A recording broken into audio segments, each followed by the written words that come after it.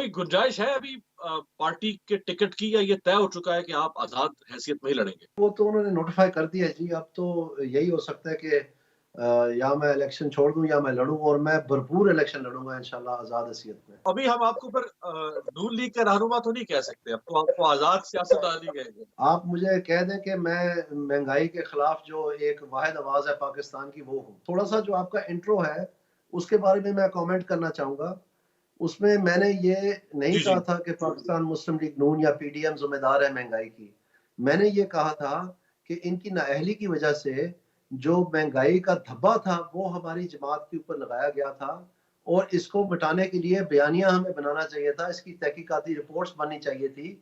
क्योंकि पाकिस्तान में जो स्टेट बैंक एक्ट है, उसकी अमेंडमेंट्स जो 2 साल पहले कबल हुई थी, उनके तहत स्टेट बैंक ऑफ पाकिस्तान को वाहिद इंडिपेंडेंट अदारा बनाया गया था, जिसकी ज़िम्मेदारी महँगाई को कंट्रोल करना है, वाहिद उनकी यही ज़िम्मेदारी है। स्टेट बैंक की हुँ। मॉनेटरी पॉलिसी कमेटी, जो कि इसके फैसलों की ज़िम्मेदार है, वो अपने रिपोर्ट्स में खुद कह रही है कि जो फैसले हम करते हैं या जो पॉलिसी इम्प्लीमेंटेशन हम करते हैं, उसके रिजल्ट्स जो हैं, वो नमूदार होते हैं 12 माह के बाद कम से कम, फर्स्ट राउंड इफेक्ट। तो इसका मतलब ये है, पीडीएम की तो हुकूमत ही 16 महीने की रही थी। ये जो महंगाई का तूफान हमें मिला है तोहफे में, ये रजा बाकर साहब की तैयारी में और इमरान खान साहब की तैयारी में करके गया था। जब इकोनॉमी बैठ रही थी, फॉरेन डायरेक्ट इन्वेस्टमेंट नहीं आ रही थी, tax to GDP ratio collapse हो रहा था, तो इमरान खान साहब ने खुद अपनी कैबिनेट में कहा कि अगर 6 महीने में अपनी कारकर्दगी हमने बेहतर ना की, तो हम फारग हो जाएंगे। और कोई इनके पास तरीकाकार नहीं था। इन्होंने फिर कोविड का बहाना लेके जो बाहर से पैसे बिलियंस ऑफ डॉलर्स आए थे पाकिस्तान को,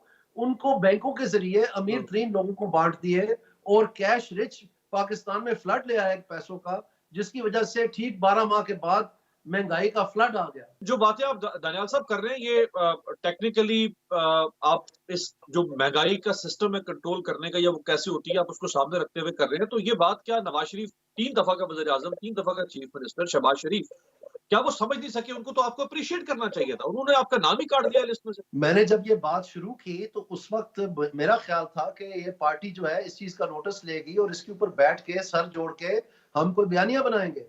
उल्टा उन्होंने कहा कि जो अंग्रेजी का मुहावरा है, शूट द मैसेंजर, उन्होंने जो पैगाम लाने वाला था उसको टांग दिया, और बात वहीं की वहीं बैठी हुई है। क्या नून लीग कोई महंगाई की बात करता है? कोई इनमें से हाँ। जो जितने भी ये रहनुमा आते हैं टेलीविजन पे या जो भी है ये बयान करते हैं, क्यों नहीं करते? इनको पता ही नहीं है इस बात का जो मैं बता रहा हूँ। अगर इनको ये पता होता बेचारों को कि इनका कसूर नहीं है, ये तो सर के ऊपर ये तो मातम कर रहे होते बाजार में कि हम बेकसूर हैं। ये फरमाएँ कि ये आयशा रजब अली, उनको भी टिकट नहीं मिला, हालाँकि उनके मरहूम शौहर साथ खड़े रहे पार्टी के, और इंतहाई बीमारी की हालत में भी। हामिद हमीद साहब का नाम भी सामने आ रहा है, शायद उनको भी नहीं मिला, और भी कुछ लोग हैं। तो ये फैसला कौन कर रहा है कि हमने पुराने लोगों को टिकट नहीं देना? देखें जी, ये जो कुर्बानियों वाली बात है ना और पार्टी से वफादारी वाली बात है, ये एक ज़ुमरा है जिसको पार्टी को जाँचना चाहिए कि वो कौन लोग हैं जो पाकिस्तान को इन मसाइल से छुटकारा हासिल करा सकें। जैसे कि मसलन महँगाई है, जैसे कि मसलन बिजली के बिल हैं, जैसे कि मसलन गैस के बिल हैं, इन चीज़ों का, उसकी तो गुफ्तगू ही नहीं होती इंटरव्यू के दौरान कि आपकी काबिलियत क्या है, आपका सीवी क्या है, आपकी तालीम क्या है। यहाँ वहाँ तो गुफ्तगू होती है कि जी मैंने इतने कोड़े खाए, मैंने इतने दिन जेल काटी, मेरी इतनी वफादारी है।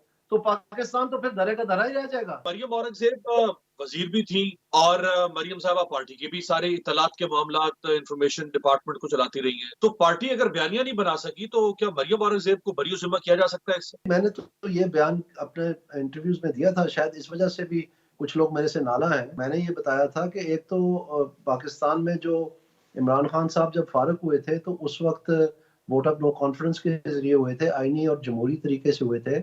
और उस वक़्त एक गैलप कंपनी है पाकिस्तान में, जो निजी कंपनी है, जो सर्वे कर, और उस वक़्त उन्होंने एक सर्वे किया जिसमें पाकिस्तान में 62% लोगों ने, जो इंटरव्यू किए गए, उन्होंने कहा है कि इमरान खान को इसलिए उतारा जा रहा है कि इसको महँगाई करने की सज़ा दी जा रही है। और जब 2 हफ्ते के बाद वो उतर गया, दोबारा इन्होंने सर्वे किया, शॉर्ट सर्वे, उसमें वो 62% से 64% हो गया। तो वहाँ से आप देखें, अगर बात शुरू हुई है, तो 1 साल बाद जब अगले अप्रैल में इन्होंने दोबारा वही सर्वे किया, तो 64% ने कहा कि जी महँगाई जो है वो पाकिस्तान मुस्लिम लीग नून का कसूर है, पीडीएम का कसूर है।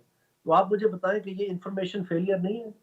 जबकि स्टेट बैंक ऑफ पाकिस्तान कह रही है कि जो महंगाई है, वो जब हुकूमत state bank of Pakistan monetary policy को मैनिपुलेट करती है, तो उसके कम से कम 12 महीने बाद वो बाजार में उसके असरात नमूदार होते हैं। ये पीडीएम की तो सारी हुकूमत ही 16 महीने थी, तो ये फिर क्यों नहीं बता सके? जिन लोगों के पास ना कोई मीडिया की प्रोफेशनल ट्रेनिंग है, ना उनके पास कोई इंफॉर्मेशन की प्रोफेशनल ट्रेनिंग है, ना उनकी गवर्नेंस की, ना इकोनॉमिक्स की प्रोफेशनल ट्रेनिंग है, उन लोगों को जब आप लाके ऐसे ओहदों पे विराजमान कर देंगे, तो फिर यही आपको सही। मिलेगा ना, आटा चोर चीनी चोर। इससे आगे उन बेचारों को क्या पता?